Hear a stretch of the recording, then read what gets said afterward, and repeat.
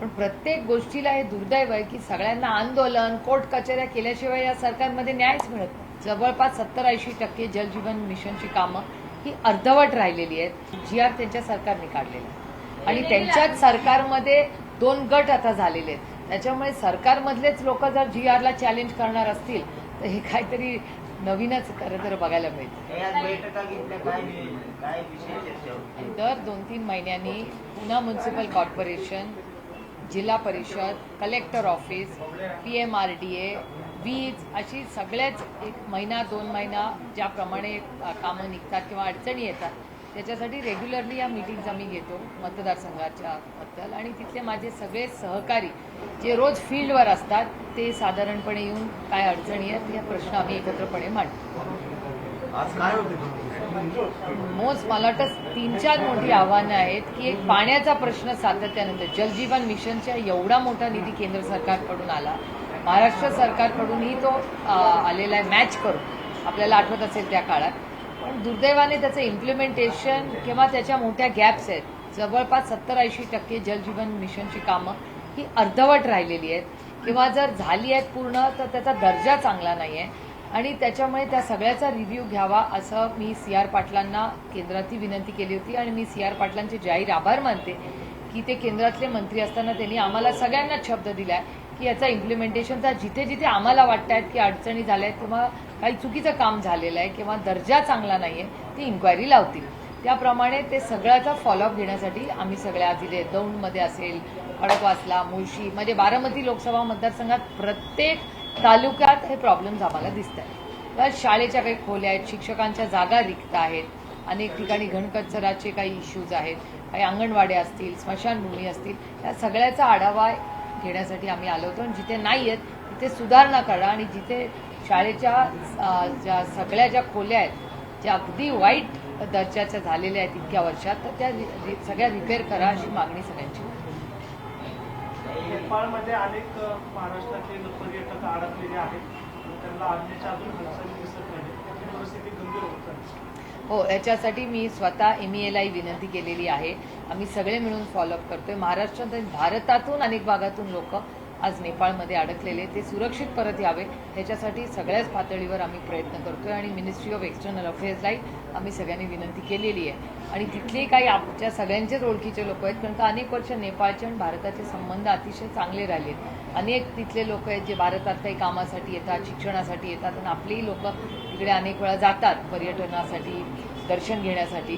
त्याच्यामुळे तिथे खूप कौटुंबिक संबंध आमच्या अनेक लोकांशी तिथे आहेत। त्यामुळे त्या सगळ्यांची आम्ही चर्चेत आहोत की काही बस करता येतील का, काही गाड्या करून करता येतील का, कसं लोकांना तिथे सुरक्षित भारतीय लोकांना परत आणता येईल आणि शांतता ही नेपाळमध्ये कशी होईल ह्याच्यासाठीही आपल्याला आठवत असेल की राष्ट्रवादी काँग्रेस पक्षामध्ये अनेक असे खासदार राहिलेले त्यांचे फार चांगले संबंध नेपाळ बरोबर आले। DP त्रिपाठीजी जे आज दुर्दैवाने हयात नाही पण DP त्रिपाठीजींनी भारत आणि नेपाळच्या मैत्रीसाठी खूप मोठं योगदान दिलं। म्हणजे आपले जेव्हा प्रधानमंत्री नेपाळला जायचे तेव्हा DP त्रिपाठींना आवर्जून नेपाळचं सरकार बोलवून घ्यायचं Tier 2, Tier 3 टॉकसाठी। तर अशीही नाती राहिलेली आहेत। त्यामुळे त्यांच्याही थ्रू आम्ही प्रयत्न करतोय की सुरक्षितपणे तिथेही सुरक्षित आपले जे काही लोक तिथे राहतात ते राहावे कारण का अनेक भारतीय खूप मोठा व्यवसाय करण्यासाठीही नेपाळमध्ये राहतात। तरी आरक्षणावरून खरं तर OBC मराठामध्ये खूप वाचतोय काय एकीकडे GR खाल्लाय सरकार त्याच्यावर पण प्रश्नचिन्ह निर्माण केले जात आहेत आणि OBCचं म्हणणं की त्याच्यातून GR मधून तुम्ही सरसकट देऊ नका आरक्षण। मला या सगळ्या प्रश्नांची उत्तरं माननीय मुख्यमंत्र्यांना हा प्रश्न विचारला तर जास्ती योग्य राहील कारण का गेले 8 दिवस वर्तमानपत्रात आणि चॅनल्समध्ये आणि साधारणपणे समाजात नक्की काय कुणाला लाभ मिळणार आहे हे स्पष्टच होत नाहीये। त्यामुळे कळतच नाही कुणाला की नक्की इम्पॅक्ट काय आहे त्याचा। त्याच्यामुळे मला असं वाटतं हे सगळे प्रश्नाची उत्तरं फक्त आणि फक्त या राज्याचे माननीय मुख्यमंत्रीच देऊ शकतात कारण का GR त्यांच्या सरकारने काढलेला आहे आणि त्यांच्याच सरकारमध्ये 2 गट आता झालेले आहेत। त्याच्यामुळे सरकारमधलेच लोक जर GRला चॅलेंज करणार असतील तर हे काहीतरी नवीनच खरं तर बघायला मिळतं।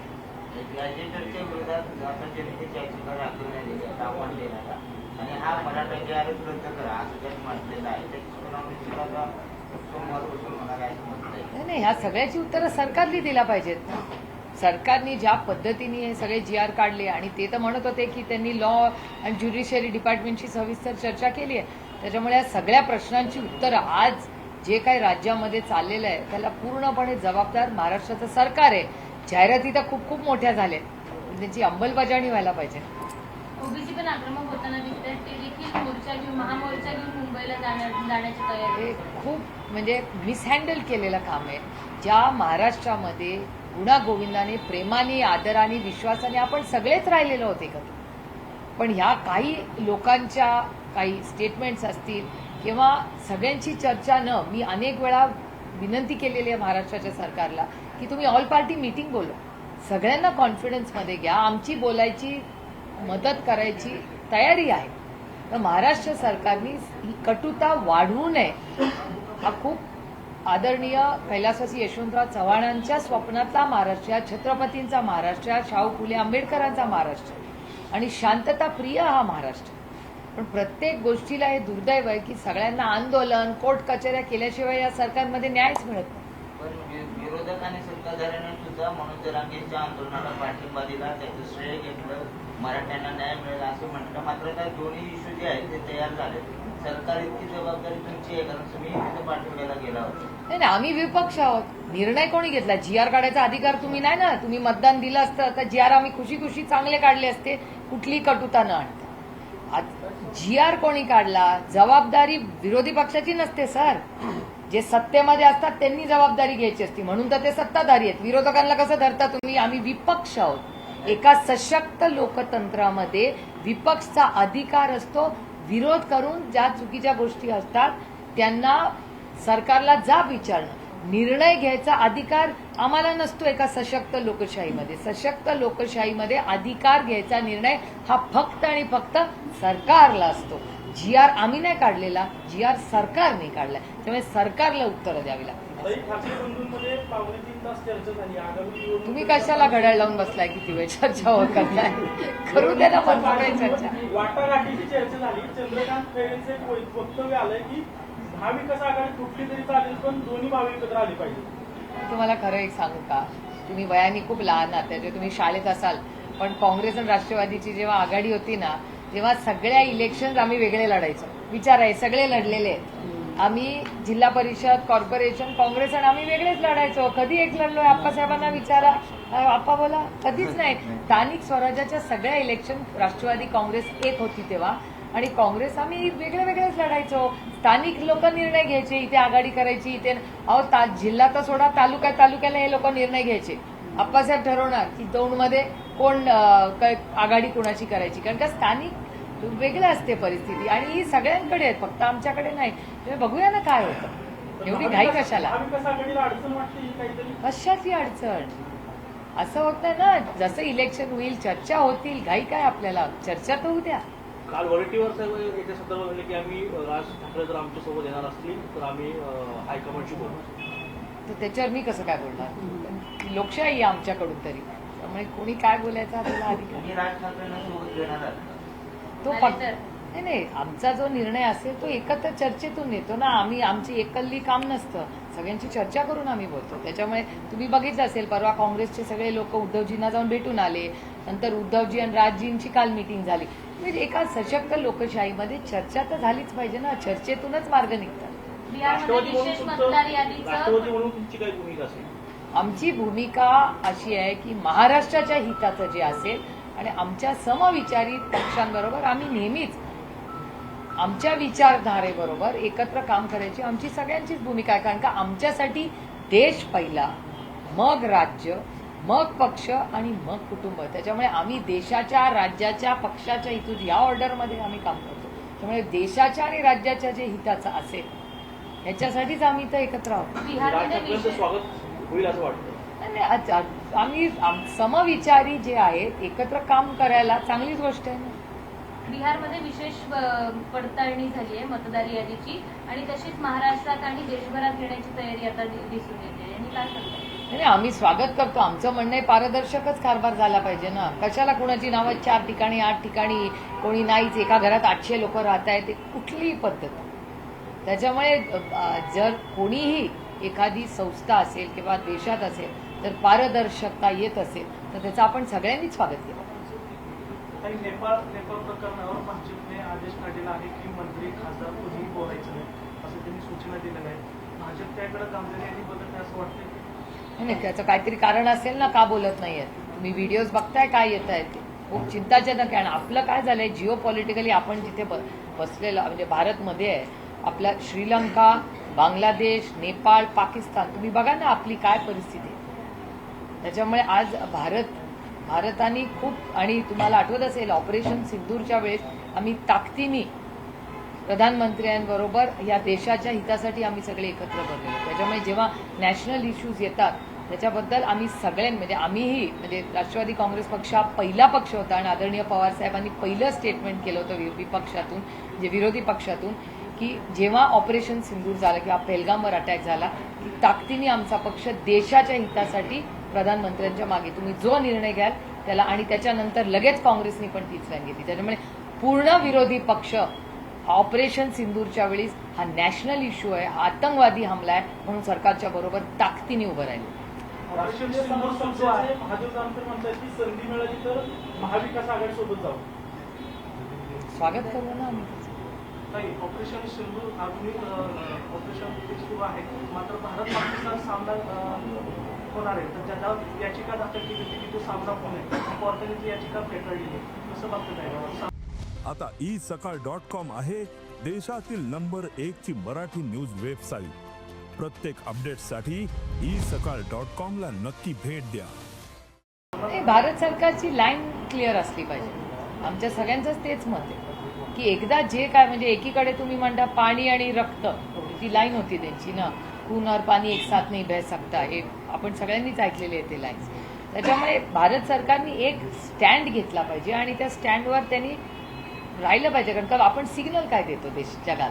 त्यामुळे जर त्यांना काही डायलॉग्स ठेवायचे असतील तर ते सांगावं आम्हाला पार्लमेंटला आणि देशाला, त्याच्यावर चर्चासत्र घ्यावं. याला जोडून प्रश्न आहे. संजय राऊतांनी यावर ट्विट केलंय आणि त्यांनी सरकारच्या भूमिकेला विरोध केलाय की अबुधाबीमध्ये जो मॅच होत असेल तुम्ही तिकडे म्हणता ऑपरेशन सिंदूर अजून चालू आहे, संपलेलं नाहीये. करेक्ट. आणि दुसऱ्या बाजूला जशी मॅच केलं जात असेल तर शिवसेना बीबीटी यांच्या वतीने संजय राऊतांनी ट्विट केलं की त्यांचा स्पष्ट याला विरोध आहे. तर नक्की राष्ट्रवादीच्या सगळ्या संदर्भात भूमिका काय? नाही, मला असं वाटतं आम्ही काँग्रेसशीही चर्चा करू. कारण का आम्हाला केंद्र सरकार मिक्स सिग्नल देतं.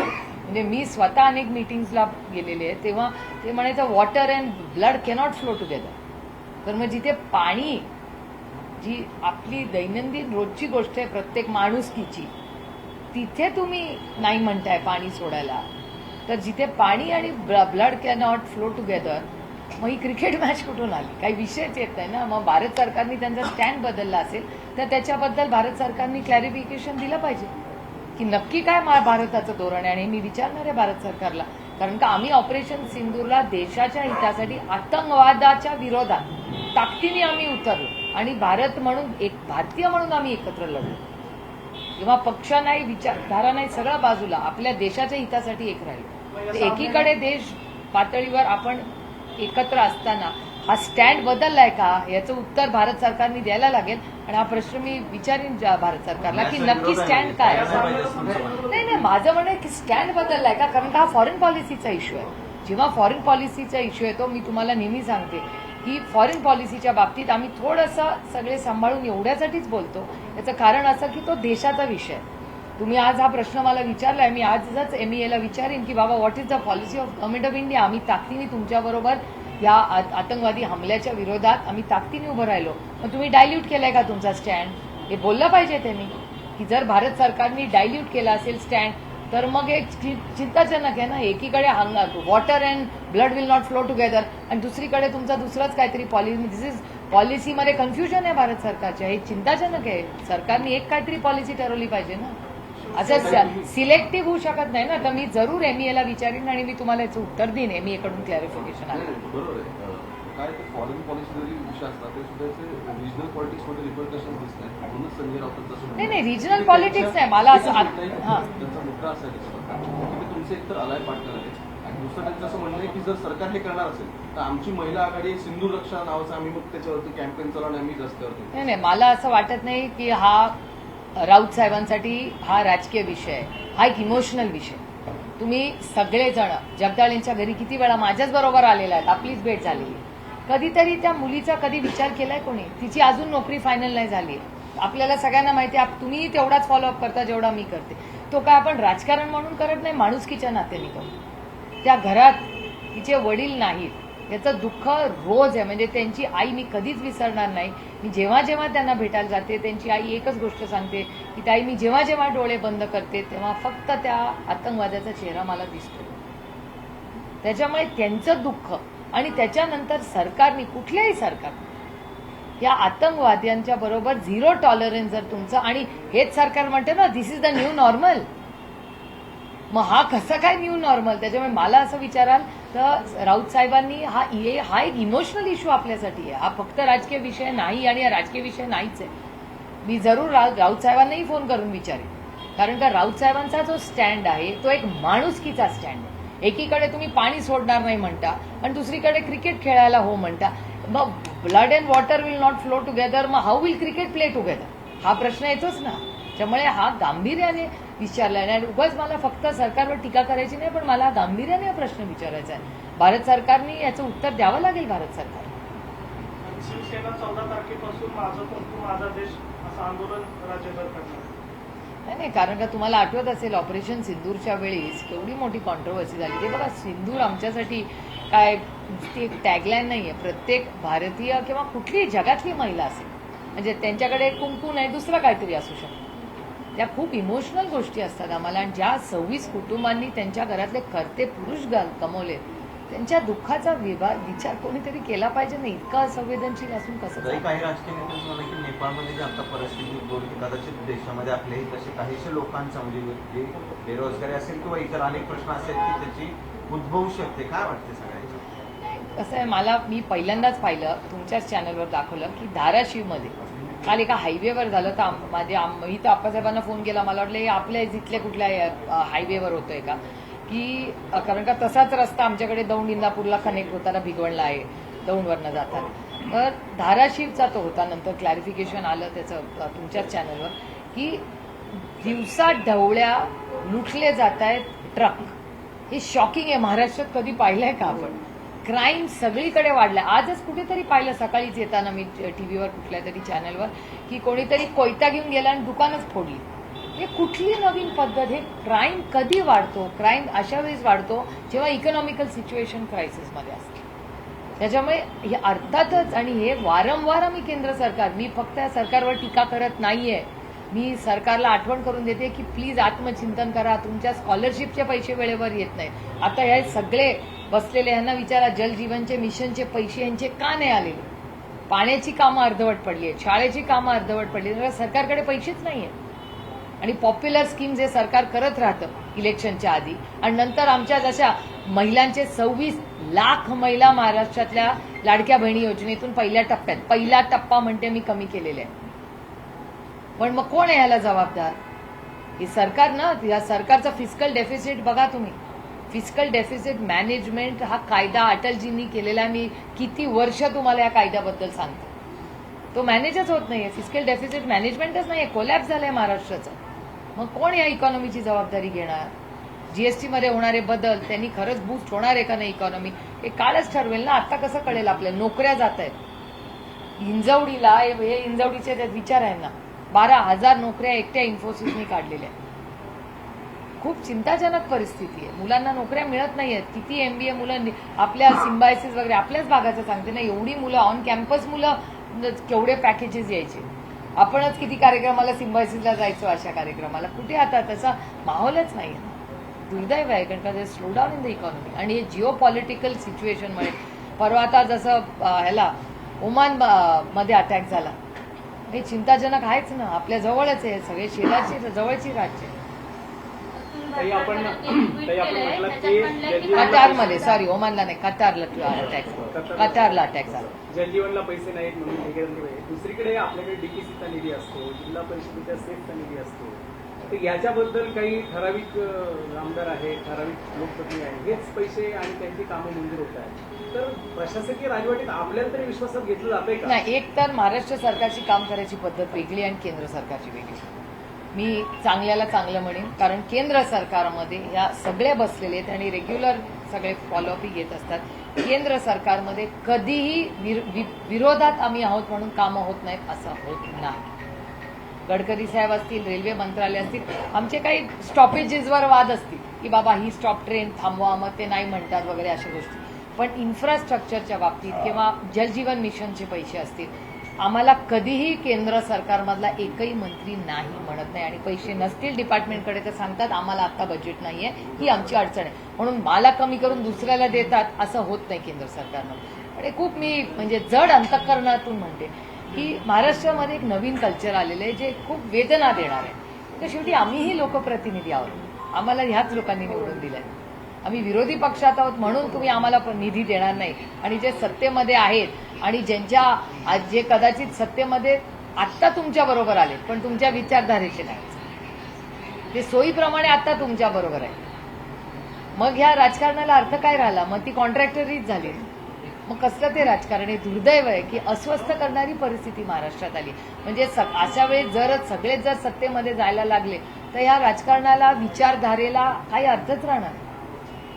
ही राज्यातली स्थिती झाली, ही देशातली स्थिती. पण पुणे जिल्ह्यातल्या स्थितीबद्दल आपण काय सांगाल? कारण इथे पण प्रशासक राजवट आहे. नाही, आम्हाला म्हणजे अमोलदादाचे माझे इश्यूज असतातच. सेस असेल, डीपीडीसी असेल. आता त्यांनी नवीन कायदे केलेत की डीपीडीसीतून आम्हाला खासदारांना पैसेच द्यायचे नाहीत.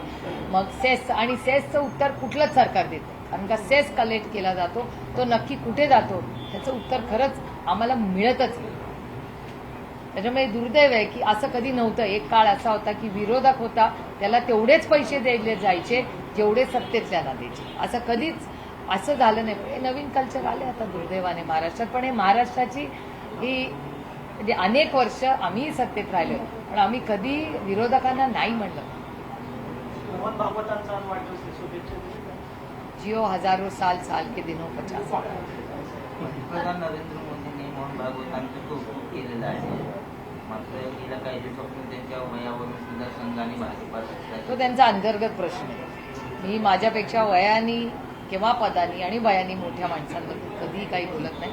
आपण आपल्याला, आपल्या वयाला, आपल्या जबाबदाऱ्यांमधल्या चौकटीतच बोलत. असे माझ्यावर झालेले संस्कार आहेत. एक ट्विट केलंय आणि त्यांनी विरोधकांवर निशाणा साधलाय. ते म्हणतात भारतात सुद्धा जनता विरोधी पक्षाच्या देशविरोधी कारवायांना प्रचंड वैतागलेली आहे.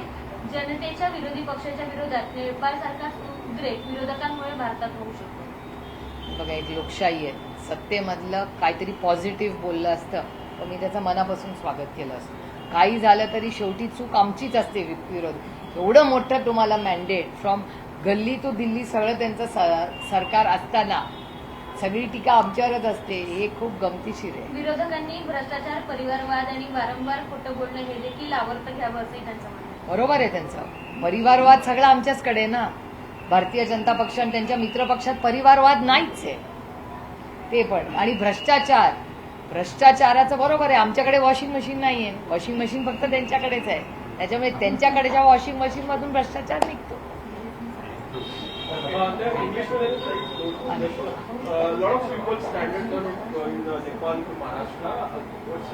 No, we have reached out. We've been fortunate enough that a lot of Indians, big business families, professionals, doctors, all work in Nepal. So we have reached out to most of them who we have known, or they have associations of families in India, plus the tourists. So all the professionals as well as tourists, we have reached out to MEA and we have requested, and MEA has committed to us that they will definitely help, and I'm sure that India will reach out to every Indian in Nepal who is stranded and bring them home. What is your stand on India-Pakistan match which is held in Abu Dhabi? Well, I'm very, very surprised because the stand that was taken by the Indian government was very, very clear.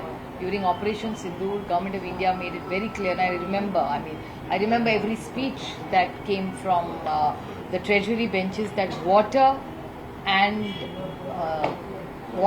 blood will not flow together. So I'm actually very surprised that for a government which has taken such a strong stand is agreeing to play this match. So I'm very surprised, and I'm going to reach out to the Government of India to find out what their real stand is, because when we went on Operation Sindoor, they had made it very, very clear that there will be no dialogue, with anybody anywhere in the world who supports terrorism, and Government of India was very, very clear during Operation Sindhu that there will be no dialogue with the neighbors who encourage instability or any kind of attacks on India will not be tolerated, and they called it the new normal. So when there is a new normal is there they are committing to, they are committing that blood and water will not flow together. So I don't understand where a cricket bat and a ball come into this. So do you think it's the stand is diluted also? No, it's clearly not diluted, because a cricket match you can't call a dilution. Dilution has to be when you have dialogue, there is engagement. So I'm actually very, very surprised, because from what I've understood during Operation Sindoor, what we were told, what statements came from government were very, very strong. So this suddenly has come actually as a shock to me, because I'm really surprised, like ये क्या हो गया? यहाँ तो हम लोग कुछ कर ही नहीं रहे उनके साथ, ना बात होएगी ना कुछ होएगी, और वहां से अटैक होगा तो यहाँ से करारा जवाब मिलेगा. All that we have heard.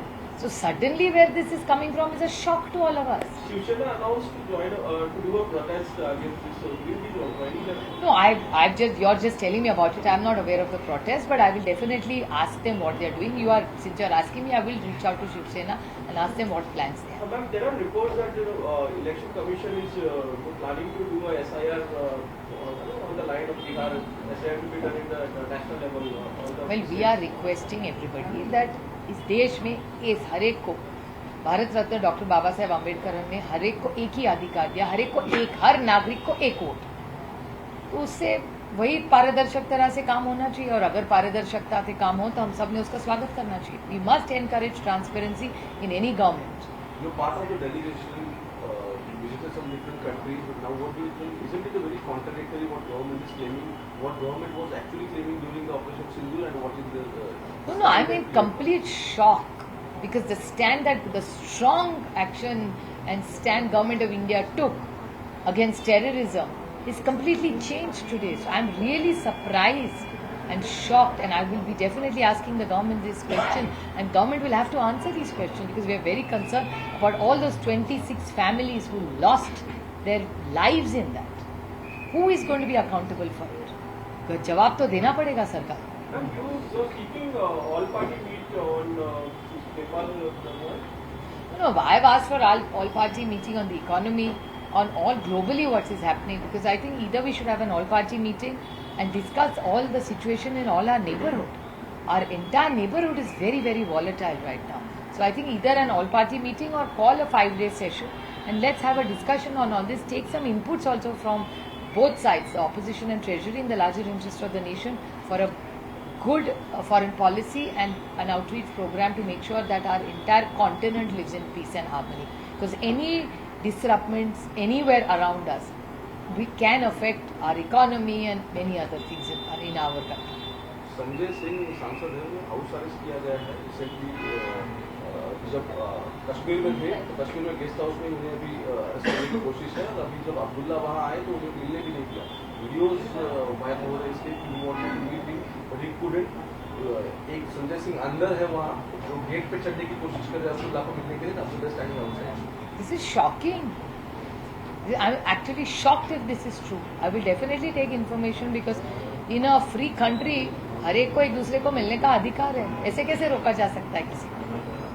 पूछना पड़ेगा. I will get more information. देश विदेशातील प्रत्येक घडामोडींचे लाईव्ह अपडेट मिळवण्यासाठी आता साम टीव्हीच्या सर्व सोशल मीडिया प्लॅटफॉर्मला लाईक, फॉलो आणि सबस्क्राईब करा. तसंच सर्व नोटिफिकेशनसाठी बेल आयकॉन प्रेस करायला विसरू नका.